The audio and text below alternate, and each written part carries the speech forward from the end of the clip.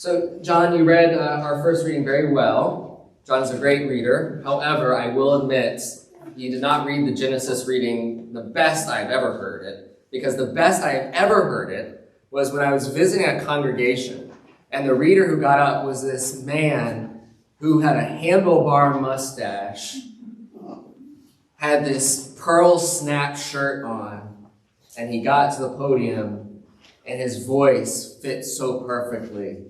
A reading from the book of Genesis, he said. And the entire reading was that way, which was already, I can get behind that. But what really got me was that final verse. And unfortunately, the reading of that particular day went on a little bit further, where he got to the point and he said, "And then their eyes were opened and they saw that they were naked." And immediately I'm starting to giggle, right? But then I think, oh no, this reading is going on. And so multiple times as that word come up, and this man, he just emphasized that word increasingly each time. He said, and they and Adam and Eve were hiding from God. And when God found them, he said, "Why are you hiding from me?" And Adam said, "We heard you walking in the garden, but we were afraid because we were naked." And then the line that to this day, this is how I imagine the voice of God. Then the man finished the reading and he said, "And then God said, how did you know you were naked?" So, needless to say, I think I had to leave because I was in tears, laughing so hard. So, John, well done, but no one can top that guy. That is the way that story is meant to be read. I am convinced of it.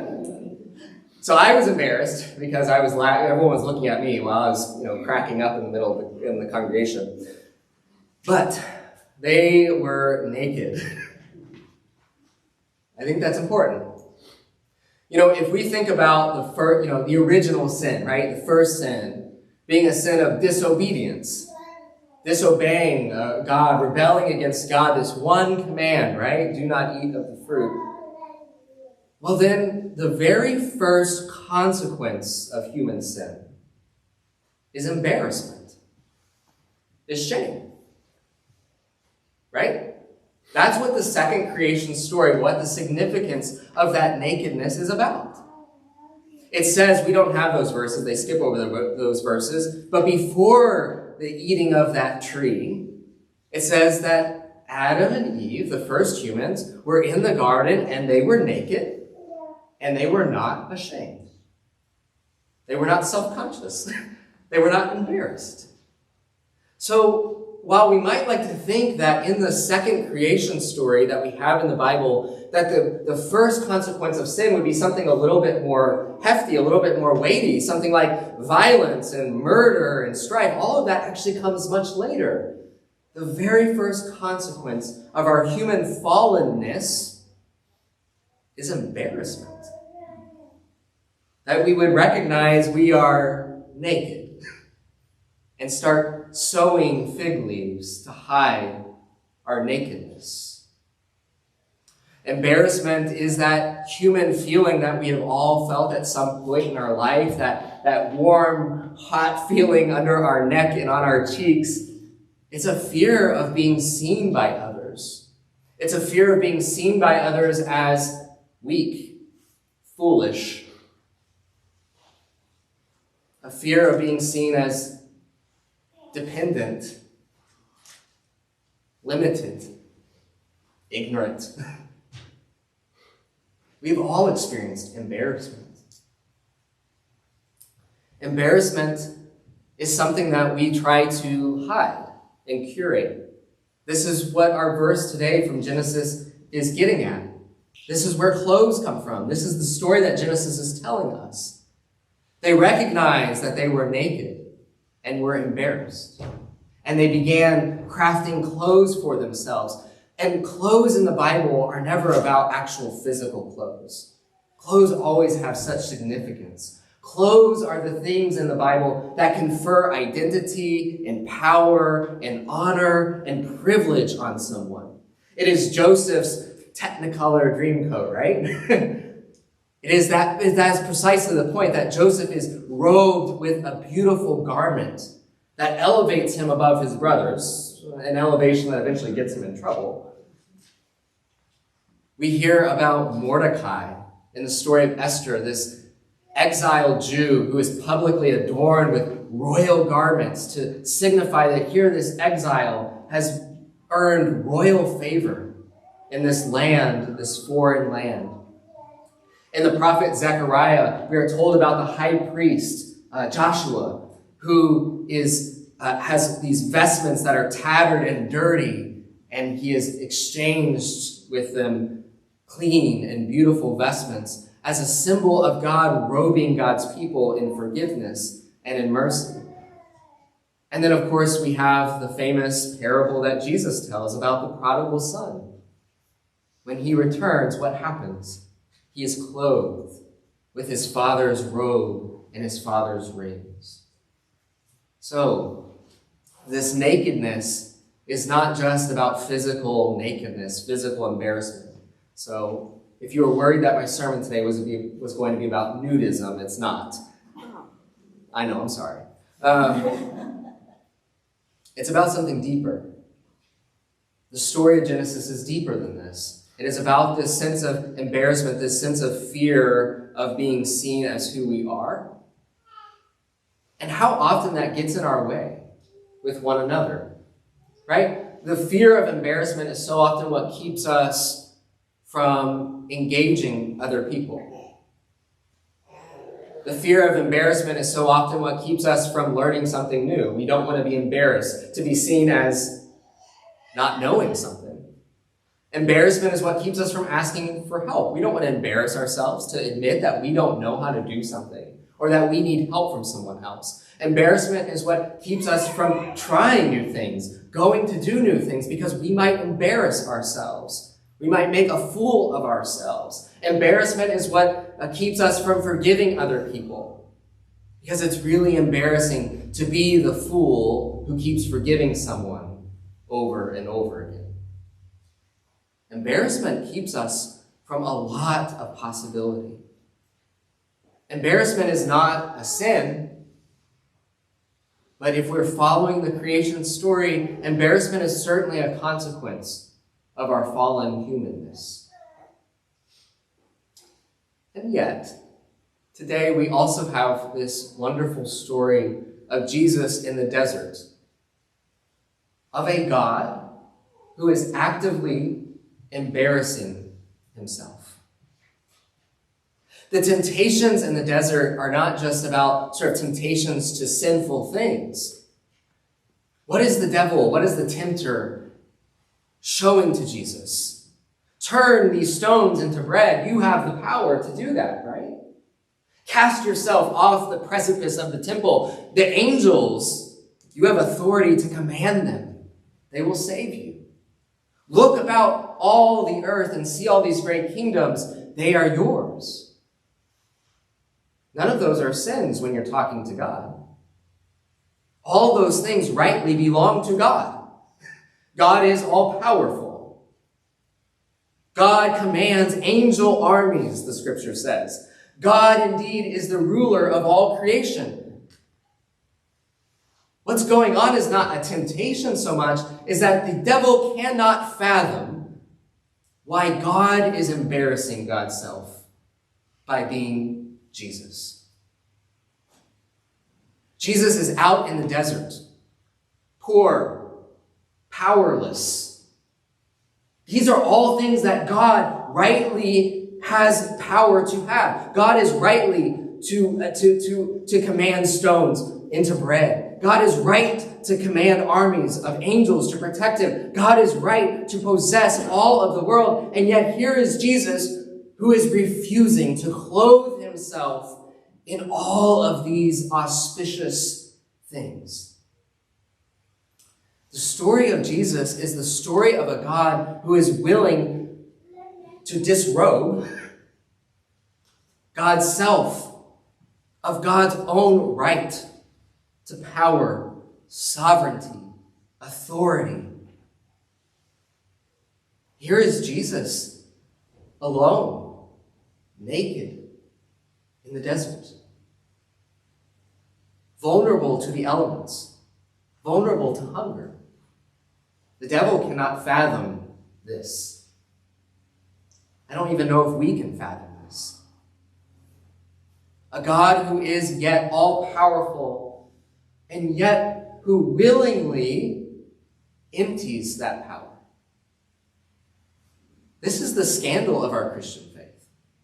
One of the earliest Christian hymns that we have in record is in the letter of the Philippians, where it says, Jesus is God, and yet Jesus did not deem equality with God something to be grappled with. Yet he emptied himself, taking the form of a slave, being born in the likeness of man. This is Jesus in the desert.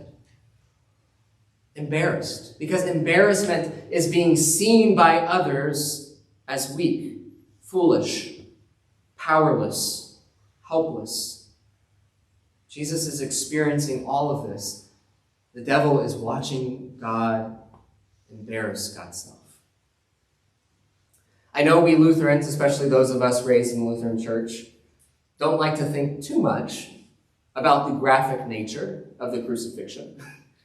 We typically don't have images of the crucifixion in our churches. But today I want to push us a little bit and just have you reflect for a moment on this really scandalous fact of the crucifixion. Crucifixions were not just executions. Crucifixions were public displays meant to humiliate. They were usually, people were crucified on the sides of major streets, so that as you were traveling into a city, you would pass by them. And probably the thing that we are most uncomfortable thinking about is that crucifixions were done naked. And I want us to think again about this image of nakedness. Let that settle in for a moment. That your God was not just executed. Your God was crucified, naked, humiliated, in a public way, intentionally embarrassed for the world to see.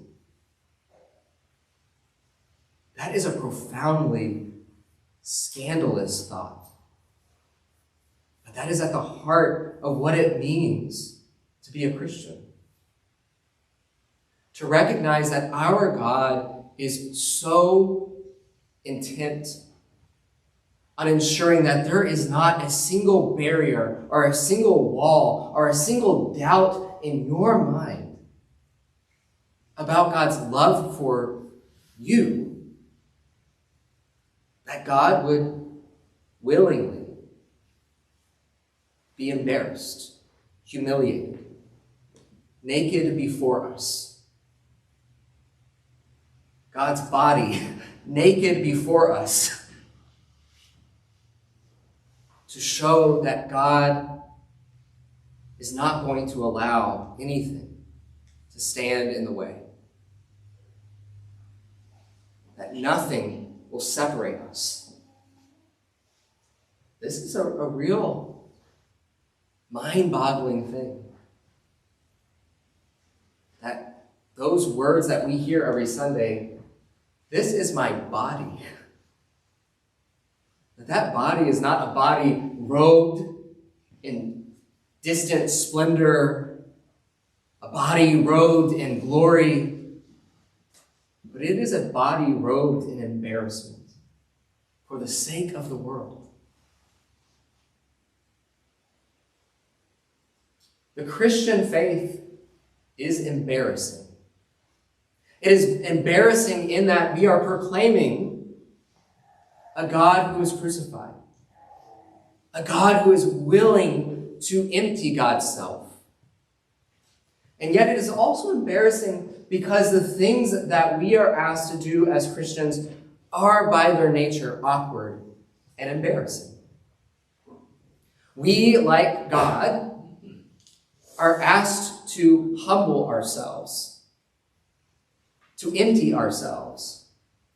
We are asked to forgive other people. And remember when someone asked Jesus, well, like how many times? Like 3 times. And Jesus said, what? No, 7 times, 70 times. This makes us look foolish. To forgive someone that many times. Right? That is an embarrassment that we are asked to endure for the sake of forgiveness. To look like the one being taken advantage of, to look like the one being embarrassed and made a fool by someone who is misusing our forgiveness. We are asked to embarrass ourselves by praying for our enemy. Jesus says, turn the other cheek if someone slaps you.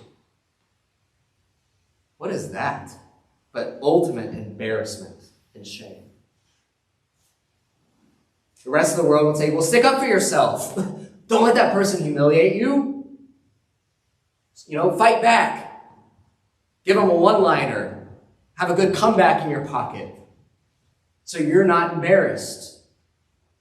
But this is not Jesus' way. Jesus' way is allow yourself to be embarrassed for the sake of reconciliation and peace. Even today, as we reflect on our Messiah's mission practices, you are asked to lay aside judgment, to strike up a conversation with someone who might not be like you. That is an awkward and embarrassing thing to do. What if you say the wrong thing? Right? Even just conversations with people are embarrassing, and yet that's what we Christians are to do. We are to evangelize. We are to share our faith, to share, not just to persuade people, well, you got to believe in Jesus, but to actually share your faith. Why do you need Jesus? That takes a sense of vulnerability, of nakedness, to evangelize to people. And of course, if any of you, like me, had a Southern grandmother, you know there are 2 things you're not supposed to talk about at a dinner party: politics and religion. Because it's embarrassing. Don't make a fool of yourself. And yet, we as Christians, we're supposed to talk about both of those things. Pretty frequently, actually. All of this is an embarrassing thing that you are asked to do as Christian disciples. But imagine that if you are able to just embrace that embarrassment for just a moment, just in the same way that God becomes naked before us and embarrasses God's self before us, so that all of those walls that we have built up may come tumbling down. Think about what even a small act of embarrassing yourself, of doing the awkward thing of asking for forgiveness, of doing the awkward thing of giving forgiveness, of doing the awkward thing of inviting someone to lunch, of doing the awkward thing of telling someone about your faith. You might get embarrassed. You probably will get embarrassed. But what wall might that break down for that other person to receive a gift of love, of good news, and of forgiveness? And you are never asked to do something that Jesus himself has not already done. And that is the beauty of the cross. That is the beauty of this nakedness. God has already endured the most ridiculing, humiliating embarrassment that we humans could make up in our minds.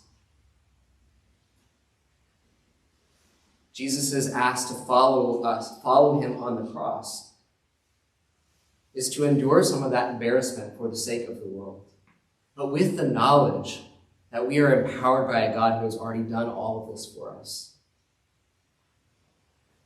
This reminder that God came to us to undo that embarrassment, to undo that naked embarrassment from the Garden of Eden, to give us that naked truth of God's unstoppable love for all the world. Amen.